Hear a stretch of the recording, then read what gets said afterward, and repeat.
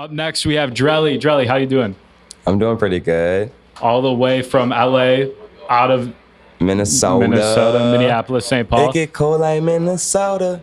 Cold like, oh yeah, my bad. Man, yo, tell us who you are. My name is Drelli. I'm an artist, creative. Everything in between. Hell yeah, of that, man. Yeah. How did you first start making music and getting into the creative side that you do? It's crazy. I remember my friend, freshman year, he got a microphone for Christmas, and he called all of his friends up. I was one of his friends, luckily. And he's like, yeah, bro, come over. We're about to make a song. And that was when I first made a song. And we would just, like, go around to house parties and play our songs that were fucking trash at all the parties. And I found my true love for making music from at that moment. I was like, it's so fun to seeing something go from 0 to 100. It was like dope. And from there, I just kept writing. And then 1999 came out by Joey Bada. And I was like, you know what I'm saying? That battery got in my back, and I was like, I'm about to start making music. And that was it. Yeah. Hell yeah. Yeah. What I really appreciate about your music, I read it in interviews, you said that when people listen to your music, you want them to smile. Where does that like approach of joy come from when you're making music, wanting people to smile and feel that way? I feel like I don't know. I always get like in a better mood when I smile. I just be smiling for no reason sometimes, but like it makes me feel good. And I feel like when I'm making music, I'm normally try to make music when I'm like in a happy mood. So whenever I make music, if I'm in a happy mood, I would want people to, you know, be in the same mood that I was in when I made the song. But if you're actually like, you know, everyone's going through shit too. So it's like, not everyone can afford to just be happy all the time. I know that's kind of like performative too, but I don't know. Yeah, that's just how I feel, and that's just what the vibe I want to just push positivity and shedding light in places where, you know, when times is dark and things like that. You know? Yeah. When we were talking yesterday, you mentioned that when you were 11 months old, you were diagnosed with cancer. Mm-hmm. And that is like a big part of your story. What has that like taught you, and what do you carry with that? Really that just like, I don't know. I definitely enjoy the simple things, like smiling and shit, but being happy. But I don't know. I feel like, wait, say the question one more time. Yeah, how do you like carry, like what did you learn that you carry with you through that experience? Really that everyone has a story, right? But it's like your story, the story is what like shape you as a person. And it's like as I've been getting older, because it's like I was diagnosed with cancer and I was 11 months old. I didn't know anything at 11 months old. Mm-hmm. And it's like as I'm getting older, it's like just appreciating just everything, you know what I'm saying? And just being able to like know that like even if you think your situation is like bad, like someone else has a worse situation, you know, and just being able to like get out of that and be able to know that like there is light at the end of that tunnel, you know what I'm saying? Like I've been cancer free for 26 years now. I'm 27 years old, you know what I'm saying? Like cancer runs in my family and shit. And but just knowing that like, yeah, like we all go through stuff, and it's like if you're here, it's for a reason, and like being here today is like for a reason. So it's like I'm appreciative of all that. Yeah, man. Yeah. That's powerful. Yeah. Talking about your music, you describe your music as SWAG BOP. Yeah. What does that mean?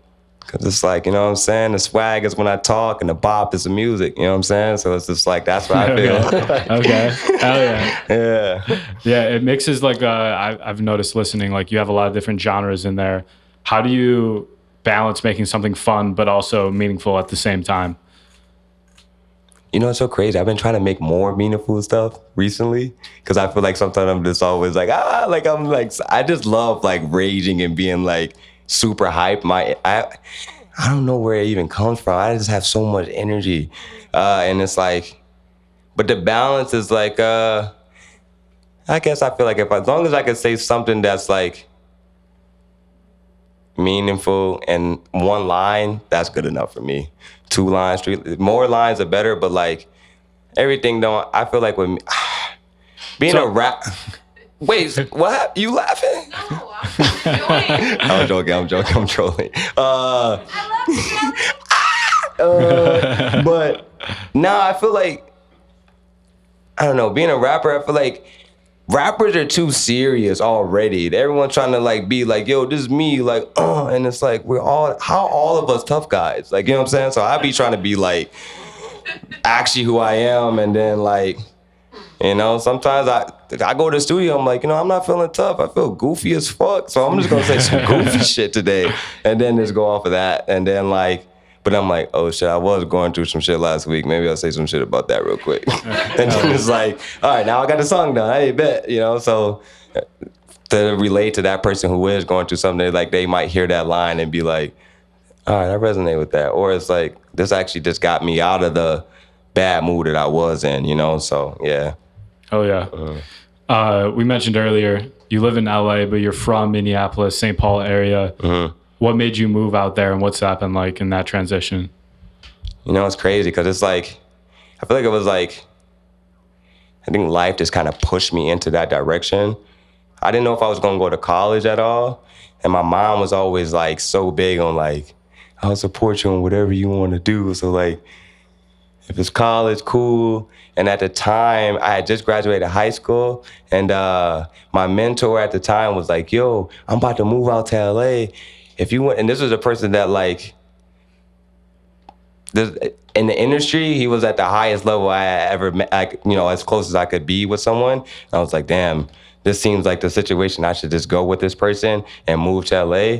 And I just took the leap of faith. I never even traveled. I only traveled to LA one other time. That was the third place that I've like ever been, and I ended up moving there. So it was like, I just did it. I don't even know. Nothing. It's just because it was like either I applied for college or I just moved to LA, and I was like, honestly, I'll probably just go to LA for a little bit and see what happens. And yeah, I've just been there ever since. And it's definitely been a journey for sure. But when I look back at it now, I'm like, I'm glad I took that like leap of faith to just go out there. Because it's like I say, I didn't travel much as a kid. So like being able to be like, see a new, this whole, like a whole other side of the world was crazy. Like I grew up with like getting snowed in all the time. So being in LA and it's like, you know, in December and it's like 70 degrees was like big shock, crazy to me.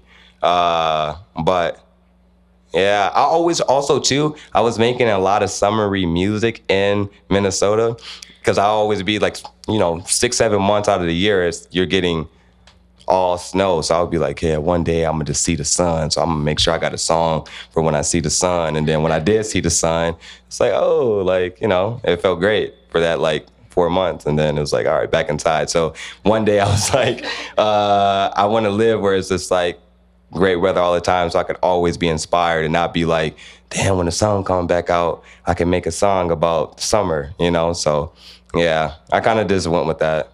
Yeah. Hell yeah. Great spot, man. Great spot. Throughout your career, like you've worked with artists like Alan Kingdom, you've been featured in Pitchfork, which is super crazy. Like, is there a moment where you realize like, yo, I'm doing this, I'm on the right path in your career? Yeah, definitely. Yeah, I guess all the moments you said right there, but it's like, yeah. I feel like so. I feel like, are you asking me as a different moment, or what are you saying? Or yeah, like when was that realization, like I'm doing this for real?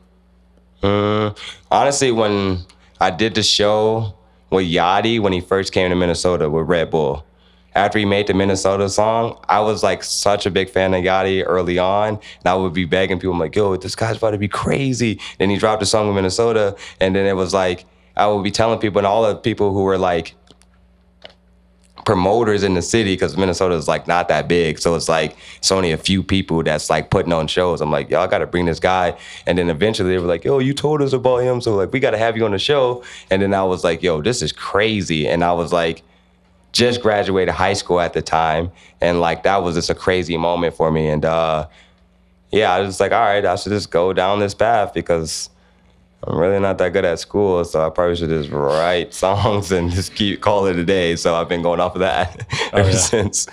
Oh, yeah. Yeah. Some people call you the rap game Eddie Murphy. How did that name come shit, to who's be? calling me that? What the fuck? Yeah, I love Eddie Murphy, actually. He's dope. I feel like, oh, my bad, I cut you off. No, I was just asking how did that name come to be? What'd you say? How did that name come to be?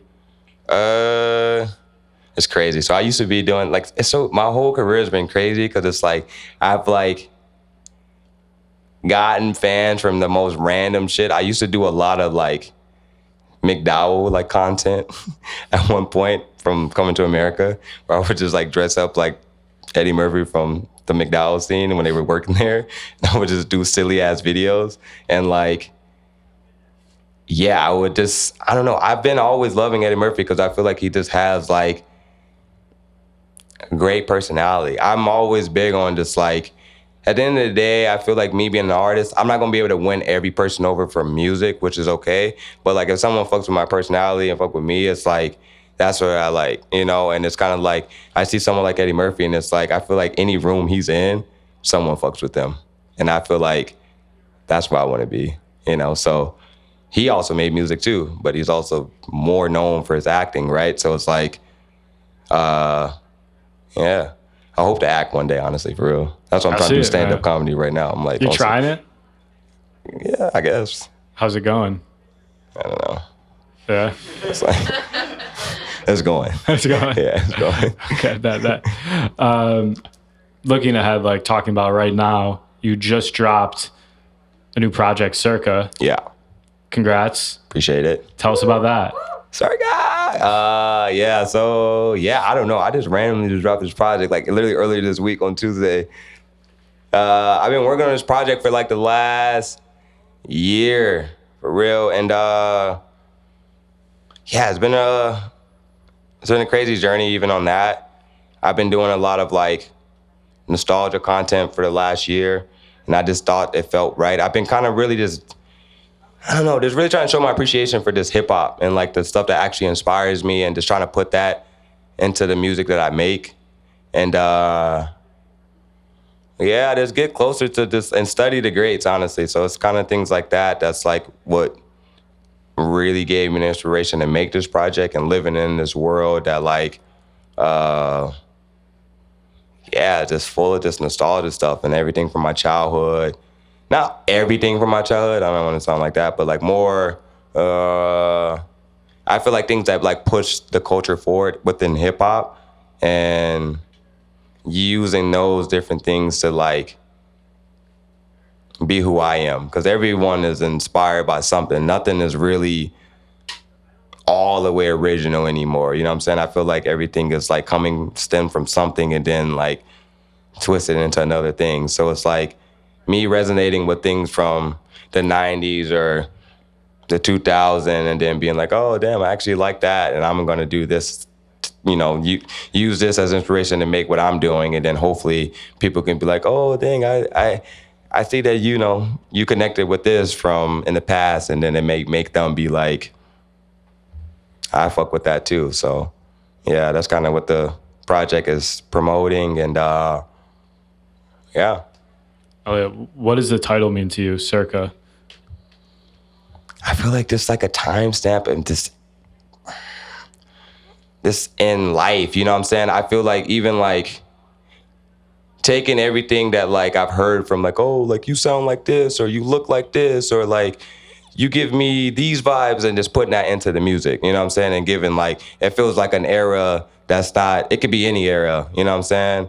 I had this random ass concept where I was gonna go like, yo, I'm about to be, you know, it's gonna be CiRCA 99, CiRCA 98, and CiRCA 2000, all this stuff. And I was like, I'm just gonna name it CiRCA, because like, motherfuckers gonna be like, yo, this don't sound like CiRCA 99, bro. I was born in 1999, that shit don't, you know what I'm saying? I'm like, all right, I'm just gonna call it CiRCA. But I feel like, yeah, I just wanted it to be something that where it's like, yo, this feels like this time for anyone rather than me trying to be like, this is like a year or something, but being more, yeah. Oh yeah. Yeah. Fire. Tell us about one of my favorite records, Selfishly, Flavor Flav. Oh shit. Super fire. Tell us about that record. Damn, I love that you love that song. That's dope. I appreciate it. Yeah, bro, Flavor Flav. I grew up watching Flavor. Wait, what'd you say? Did someone say something? Oh, okay, never mind. I thought I heard something, but maybe my ears were bad. But yeah, I grew up watching Flavor of Love. Flavor Flav is iconic. Public Enemy, all that stuff is super dope. So it's just like,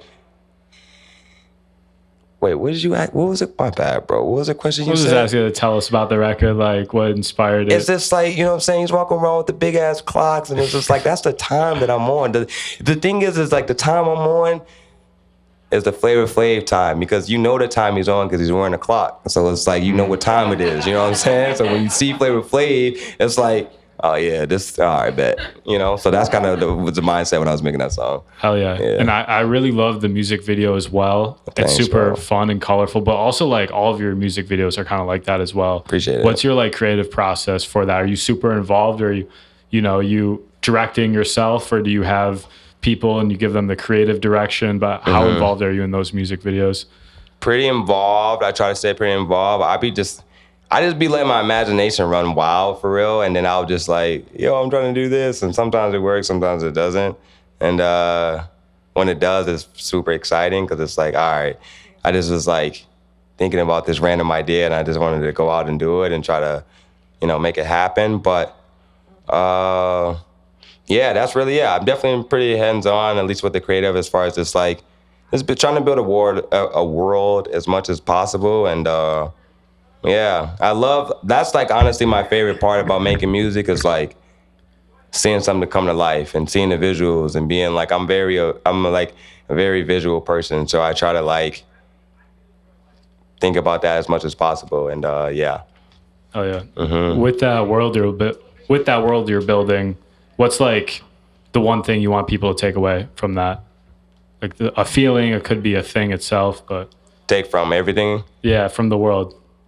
I don't know, bro. I can't really make people take anything for anything. It's like whatever they want them. Yeah. So it's like, I'm not here to be like, yo, if you don't take this from this world, you damn, what the fuck? Nah, that's not it. It's kind of like whatever you want. Honestly, it's like what I really want them to take, I guess, is just being inspired to be able to like, at the end of the day, what I really realize is that you design your own world. Like, if you let other people, you moving off of what the next person is doing, et cetera, like, oh, they got this, they got that. It's like, well, you can have your own thing if you like, just design it. You design the world that you live in. And I've kind of been on that wave of just like, what is the world? What is Drelli world? And I'm bringing you guys into my world. And then like, some people stay, some people leave. You know what I'm saying? So, yeah.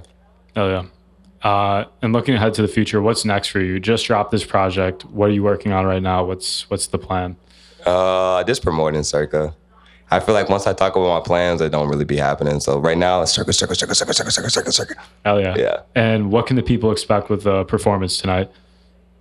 It's raps, real Flavor Flav raps. Hell yeah. Yeah. And where can the people follow you on social? Drelli on all platforms. But Drelli with like 3 L's, because like some guy has Drelli on just all the other platforms, but they don't use the platform. I'm like, been trying to get it for years. So Drelli with 3 L's on all platforms. And then on the other stuff is just 2 L's. Yeah. Oh yeah. Fire. Let's give it up for Drelli. Appreciate you guys.